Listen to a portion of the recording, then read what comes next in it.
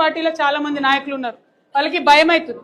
భయమై నిన్న ఒక పెద్ద నాయకుడు, ఇదివరకు వర్కింగ్ ప్రెసిడెంట్ ఉండే పెద్ద నాయకుడు, ఆయన ఏమంటాడంటే మీ ఆడవాళ్ళకి ఎందుకు పాలిటిక్స్, మంచిగా బతుకమ్మలు ఆడుకోవచ్చు కదా అని అంటున్నాడు. నేనేమంటున్నా, మీ కాంగ్రెస్ పార్టీ బతికి బట్టగట్టిందే ఆడవాళ్ళ వల్ల. కాంగ్రెస్ పార్టీ నెహ్రూ గారు చనిపోయినాక ఇందిరాగాంధీ లేకపోతే కాంగ్రెస్ పార్టీ అనేది లేదు, ఆమె వల్ల బతికింది. ఆ తర్వాత రాజీవ్ గాంధీ గారు చనిపోతే క్రైసిస్లో ఉంటే సోనియా గాంధీ గారు కాపాడింది కాబట్టి కాంగ్రెస్ పార్టీ బతుకుంది.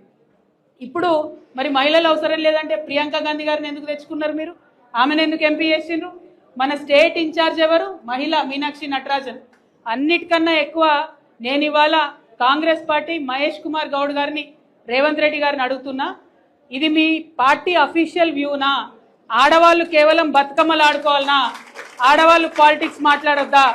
ఆడవాళ్ళు వచ్చి పని చేద్దా? దీన్ని మీరు ఖచ్చితంగా ఆన్సర్ చేయాలి. ఇట్లా అడ్డగోలుగా ఆడవాళ్ళ మీద మాట్లాడినటువంటి మీ జగ్గారెడ్డి మీద ఏం చర్య తీసుకుంటుందో ఇలా తెలంగాణ మహిళా లోకమంతా కూడా చూస్తుంది. మీరు చర్యలు తీసుకోకపోతే ఖచ్చితంగా రానున్న రోజుల్లో మేము బుద్ధి చెప్తాం. నిర్మలమ్మ అంటే జగ్గారెడ్డి అన్న వైఫ్, ఆమె ఇలా టీఎస్ఐసి చైర్మన్గా ఉన్నది. నేను నిర్మలమ్మను, జగ్గారెడ్డి అన్న బిడ్డ ఉన్నది జయమ్మ, అమ్మాయి కూడా పాలిటిక్స్లో తిరుగుతుంది. నేను వాళ్ళిద్దరిని రిక్వెస్ట్ చేస్తున్నా, అమ్మ మీ నాన్న మహిళలకు క్షమాపణ చెప్పే వరకు జర ఇంటికి వస్తే ఫుడ్ పెట్టకండి అమ్మ, ఎందుకంటే మహిళలు లేకుండా ఏమీ కూడా నడవదు.